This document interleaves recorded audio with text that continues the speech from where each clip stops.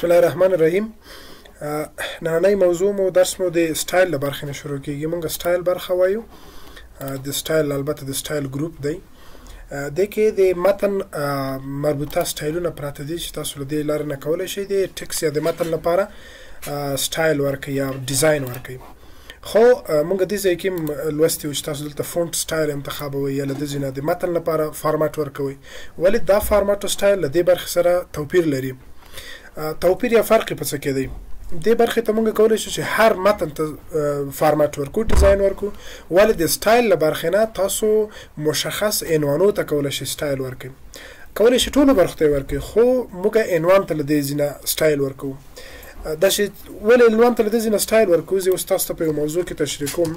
فکر وکړئ تاسو یو کتاب لیکئ، یو مونوګراف لیکئ. نو د کتاب یا مونوګراف لیکلو لپاره چې کله کتاب لیکئ تاسو فهرست هم جوړوئ د عناوینو نه. د عنوانو باید یو فهرست ولرئ. نو د دې په خاطر چې تاسو فهرست په اسانه جوړ کړئ، موږ په ورډ کې د ریفرنس ټاب ورته لرو چې له دې لارې نه د ټیبل اف کنټنټ اپشن لاره تاسو فهرست جوړوئ. خو دغه فهرست څه وخت جوړیږي؟ هغه وخت جوړیږي چې تاسو عنوانو ته له دغو سټایلو نه کار واخلئ. ځکه اوس راشم ریفرنس ته غواړم چې فهرست جوړ کړم. مخکې دې چې فهرست جوړ کړم زه به عنوانونه ولیکم. مثلا دلته موضوع د کمپیوټر په اړه خبرې کوم، ځکه به د کمپیوټر مربوطه هغه ولیکم عنوان. داسې برخه کې به مثلا زه یو بل عنوان ولیکم، هارډویر په اړه خبرې کوم. لاندې راځم په دې برخه کې مثلا موږ د سافټویر په اړه متن لیکلی دی، ټکس مو لیکلی دی. لاندې بیا هم موږ د HDD یا د هارډ ډسک یا هم SSD په اړه موږ متن لیکلی دی. خو خلاصه دا عنوانونه شول. که دو ته زه مثلا فارماټ ډیزاین هم ورکړم، دا به انتخاب کړم، هم ټپ ته به راشم، له دې ځای نه بولډ و ایټالیک او رنګ ورکړم یا هر سټایل چې ورکوم. خو کله چې راشم ریفرنس ته غواړم له دونه یو فهرست جوړ کړم، فهرست ټیبل اف کانټنټ په ډیزاین باندې چې کلیک کوئ تاسو ته مسیج درکوي، یعنی نه جوړیږي. وایي creating table of content start by applying a heading style. نو تاسو وایي heading style نه لرئ، مخکې دې چې تاسو فهرست جوړ کړئ باید په عنوانو باندې د heading style تطبیق کړئ. خو د همدې کار لپاره به تاسو هم ټپ کې له دغه heading style نه کار اخلئ. عنوان کمپیوټر ته انتخاب به کړئ، دوی ته به موږ سټایل ورکړو heading 1. کنټرول آلټ 1 یا کنټرول آلټ یو شارټکټ دی. موږ په مجموع کې 9 هیډینګ لرو چې اول دی، دوم دی، فعلا دریم نشته. چې کله زه دوم انتخاب کړم دریم ورسره پیدا کېږي، دریم انتخاب کړم بیا دلته څلورم را پیدا کېږي. یعنې په همدې شکل تاسو انتخابوئ. تر 9 هیډینګو موږ لرو. خو زه دلته اول هیډینګ ورکوم. راځم د هارډویر موضوع د دې ته موږ زه اول هیډینګ انتخابوم. د سافټویر موضوع د دې ته اول هیډینګ استفاده کوم. HDD یا SSD یو عنوان د دې ته زه هیډینګ ورکوم، دې ته به زه دوم هیډینګ ورکوم. وبګورو چې دوم هیډینګ کې څه فرق راځي. دلته به یو بله موضوع تشریح کړم، مثلا د کیبورډ په اړه زه بحث کوم. دلته به هم یو هیډینګ ورکو، دوم هیډینګ. اوس که غواړئ تاسو د همدغه کتاب د دغه عناوینو نه فهرست جوړ کړئ، په ډېره اسانه سره فهرست جوړیږي. د کمپیوټر شاته زه دلته کرسر کړم، کنټرول انټر کوم چې کله تاسو ته صفحه خلاصه کړي، خالي مخې ته صفحه راشي. په دې صفحه کې زه غواړم فهرست جوړ کړم. نو فهرست به موږ وایو په ریفرنس ټاب کې، که څه هم اوس نه یې ورته رسېدلي. ټیبل اف کانټنټ ته راځم، په دې باندې یو اپشن یو سټایل باندې کلیک کوم، مستقیم ماته له هغې عنوانونو فهرست جوړوي. ماته وایي کمپیوټر په دومه صفحه کې دی، هارډویر هم په دومه صفحه کې دی، سافټویر دی، HDD دی. یو فرق د ذکر راغلی دی، دا ځکه چې اول هیډینګونه په یو لاین کې دي او دوم هیډینګونه یو څه مخته راغلي دي. موږ وکولی شول د دغو هم له برخې نه د هیډینګو له لارې عنوانو ته سټایل ورکړو او وروسته له هغه سټایله موږ فهرست جوړ کړو. نو د دغسې موضوع لپاره موږ هیډینګو نه کار اخلو. که چیرې تاسو بیا غواړئ چې خپله یو بل سټایل جوړ کړئ، بیا ورته وایي کریټ سټایل. دلته به نوم ورکوئ، په ماډیفای باندې کلیک وکړئ. دې ځای کې بیا ستاسو خپله خوښه ده کوم فونټ سټایل ورکوئ، کوم سایز ورته ټاکئ. له دې ځای نه به سایز ورته وټاکئ، بولډ ایټالیک دا موضوع ټاکئ، او یا هم دلته راځئ رنګ ورته ټاکئ. هر رنګ چې ټاکئ دلته به بالاخره اوکې ووایي. اوس چې زه کله راشم غواړم چې دلته زه یو بل هغه سټایل ورکړم چې کوم ما جوړ کړی، دلته د سټایل 1 په نامه یو سټایل دی چې ما جوړ کړی دی او په دې رقم سټایل لري. دا د کریټ برخه شوه. کلیر فارمټینګ کوم ځای ته تاسو همدغه هغه ورکوئ، سټایل فارمټ ورکوئ. غواړئ چې پاکې کړئ نو ورځئ په کلیر فارمټینګ کلیک کوئ، د هغه نه هغه ډیزاین هر څه پاکېږي. بله موضوع ده اپلای سټایل. کوم سټایل چې تاسو جوړ کړي دي نو د دې کې نوم یې لیکئ، مستقیم هغه سټایل اپلای کېږي. لکه سټایل 1 په نامه یو سټایل جوړ کړی دی، نو زه چې کله سټایل 1 ولیکم انټر یې کړم، په دغه عنوان باندې مستقیم هماغه اپلای کېږي. که چیرې نه غواړئ چې دا سټایل دې ځای کې پاتې شي، بیا تاسو په دې باندې ښی کلیک کوئ. دلته یو اپشن لرو ریموو فرام سټایل ګالري، سټایل کلا له دې نه پاکیږي. بل راځو څنګه بل موضوع د فایند دا او بل موضوع ریپلیس او سلیکټ. فایند موضوع پیدا کول یعنی که غواړئ تاسو په یو کتاب متن کې یو لغت پیدا کړئ نو داسې کې به ورته ولیکئ مثلا زه غواړم د یو په نامه کوم لغت کلرو پیدا کړو نو څومره یو چې زه په دې کتاب یا سند کې لرم ماته ټول په نښه کوي هر څه چېرته چې یو دی. پیجز که چېرې د صفحو په اساس غواړئ تل یو صفحې نه لاړ شي بلې صفحې ته نو کولی شي د همدې په واسطه لاړ شي پیدا یې کړي دومره صفحه درېیمه صفحه څلورمه صفحه. هیډینګ هم د عنوانو په اساس دی چې تاسو وخت ته هیډینګ ورکړئ عنوانو ته او چې په هر عنوان باندې کلیک کوئ تاسو مستقیم همغه عنوان ته رسوي. دا د فایند ولې دا سمپل فایند دی ساده څو اپشن لري خو کله چې تاسو په اډوانس فایند باندې کلیک وکړئ دلته موږ یو لړ اپشنونه لرو په دې کې په مور باندې کلیک وکړئ اپشنونه داسې کې پراته دي. د دې هغه لپاره به زه به څو نورې کلمې ولیکم مثلا نومونه به ولیکم زه یو نوم احمد لیکم یو څو نومونه به ولیکم دا به احمد ولیکم او بیا به په غټو تورو باندې احمد ولیکم په دې شکل یو بل به احمد الله ولیکم احمد اوس ډېر نومونه لرو د احمد څو دانې دي فکر وکړئ تاسو یو لیست لرئ په هغه کې یو مشخص نفر پیدا کوئ نو راځئ چېرته فایند ته راځئ دلته په اډوانس فایند باندې کلیک کوئ. اوس زه غواړم پیدا کړم څوک غواړي پیدا کړي زه غواړم احمد پیدا کړم کله چې فایند نیکسټ باندې ورته یو احمد پیدا کړي بل هم پیدا کړي بل هم پیدا کړي په غټو تورو مې چې لیکلی هغه هم پیدا کړي احمد الله هم چې دی احمد پیدا کړي دا بل کې احمد پیدا کړي ټول پیدا کړي مشکل نشته صحیح شو. که زه ورته وایم د ځکه چې مچ کیس دا معنا ورکوي په هر رقم احمد چې ما د ځکه لیکلی همدغسې احمد زه غواړم. اوس که زه ورته وایم فایند نیکسټ دلته کلیک وکړئ فایند نیکسټ یو احمد پیدا کوي دا بل هم پیدا کوي دا هم پیدا کوي خو غټ احمد یا په غټو تورو چې مونږ لیکلی هغه نه پیدا کوي ځکه چې مونږ څه رقم احمد دلته لیکلی هماغسې پیدا کوي. اوس که زه دلته په غټو تورو باندې احمد ولیکم اوس فقط ماته هغه احمد پیدا کوي چې په غټو تورو لیکل شوي یا کیپیټل لیټرز باندې. دا د مچ کیس وظیفه وه. بل اپشن دی فایند هول ورډز انلی دی. زه چې کله احمد لیکم چې ماته احمد پیدا که نو ماته احمد هم پیدا کوي دا او کله چې احمد الله ته راشي په احمد الله کې احمد پیدا کوي یعنی پسوند او پېشوند او وروستاړی مختاړی په نظر کې نه نیسي نو د دې کار لپاره چې غواړئ هغه په نظر کې ونیسي تاسو دوم اپشن فعاله کوئ یعنی که دغه احمد نه وروسته مخته کوم توري وي هغه کلا هغه احمد مرته پیدا کوه او چې کله فایند نیکسټ باندې کلیک کوو یو احمد پیدا کوي دا بل پیدا کوي ټول پیدا کوي خو احمد الله ته نه ورځي ځکه چې هغه وروستاړی یا یو پسوند دی الله لري.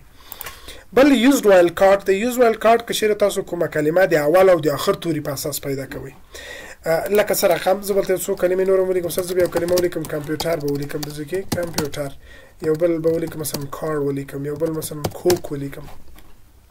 اوس غواړم زه ورته وایم هغه نوم راته پیدا که صحیح دی تاسو به ورکئ علامه د مثلا زه ورته وایم په سی توري شروع وي صحیح دی بیا به د ستوري علامه یا شف بلاتو سره ونیسئ بیا به ورکئ مثلا په کوم توري باندې ختم وي په کې توري باندې ختم وي ماته هغه کلمه پیدا کړه چې په سی شروع او په کې ختم وي خو دا اپشن ورته فعاله کړئ. و چې کله فایند نیکسټ ورته وایم تاسو ته هغه نومونه پیدا کوي چې څنګه وي په سی شروع او په کې باندې ختم وي دا دوه توري. که زه مثلا یو توری ورته ولیکم چې په سی باندې شروع وي تاسو به سی ولیکئ د ستوري علامه ورکئ فایند نیکسټ یې کوئ نو تاسو ته فقط هماغه د سی توري پیدا کوي په دې شکل. او یا که تاسو مثلا ورته ولیکئ چې هغه پیدا که ماته لغت چې سی باندې شروع وي وروسته له سی مثلا یو دوه درې توري ولري له سی نه وروسته درې توري ولري چې کله فایند نیکسټ ورته ماته کوک پیدا کوي ځکه له سی نه وروسته څو دانې نور توري لري درې دانې نور توري لري یعنې د دغسې موضوعاتو لپاره تاسو به دلته یوزډ وایل کارت اپشن فعاله کړئ. ساوندز لایک هغه لغتونه موږ ته پیدا کوي چې د غږ له نګاه سره ورته دي تقریبا. مثال په انګلیش کې بعضې کلمې لرو شکل کې فرق کوي معنا کې فرق کوي خو د ساوند یا تلفظ له نګاه سره ورته دي لکه زه لیکم نو یا مثلا بل ورته لغت ورته نو لیکم یا زه یو بل لغت لیکم چې بای لیکم بوی لیکم دا بله هم لغت به هم همداسې ولیکم. اوس که غواړې چې ته مثلا پیدا کړې نو ان او پیدا کړې خو څه ورته وایو ساوندز لایک هغه لغتونه هم پیدا کړه چې غږونه یې سره ورته دي او چې کله فایند ورته وایي نو هم پیدا کوي دا بل هم پیدا کوي. او یا که زه ورته وایم چې ما ته د بی وای بای لغت پیدا کړه خو هغه نور هم ورسره پیدا کړه چې غږونه یې سره تقریبا ورته دي چې کله فایند ورته وایي دا هم پیدا کوي دا هم پیدا کوي دا هم ټول پیدا کوي دا د غږ له نګاه نه شو. find all words forms تاسو ته هغه لغتونه پیدا کوي چې د شکل نګاه یا مثلا موږ په انګلیش کې regular irregular verbs لرو لکه رایټ دی، رایټ په انګلیش کې لیکلو ته وایي. روټ دوام حالت دی او ریټن دریم حالت دی. اوس که ته غواړې چې یو لغت پیدا کړې، زه غواړم رایټ پیدا کړم، خو څه ورته وایم؟ find all word forms. هغه نور شکلونه یې ماته پیدا کړه، دوم شکل یې، دریم شکل. چې کله find x ورته وایې، درې واړه شکلونه یې تاسو ته پیدا کړي. دا په داسې حالاتو کې کار کوي. مچ کشي دا د نور اپشن دي چې دا بیا په عربي ژبه کې کار کوي، لکه مچ الف حمزه دی، دا په عربي ژبه کې دي. بل مچ پریفکس او سفکس هم هماغه مخکې لغت چې ما تاسو ته ویل، لکه زه یو لغت لیکم نشنالټي لیکم، دلته ورته ولیکم نشنالټي، یا به مثلا ولیکم نیشن، صحیح شو. یا یو بل لغت فعلا بس دی. دلته مونږ ګورئ نیشن لرو، دا نیشن دی، دلته نیشن شته پکې، خو په آخر کې پاسوند دی لیټي لري، صحیح دی، نشنالټي الټي. نو اوس که زه ورته وایم چې ما ته د نیشن لغت پیدا کړي، اوس فایند ورته وایو اول لغت هم پیدا کوي نیشن او دوم هم پیدا کوي. موږ ورته وایو چې مچ سفکس وروسته اړې ته وایي.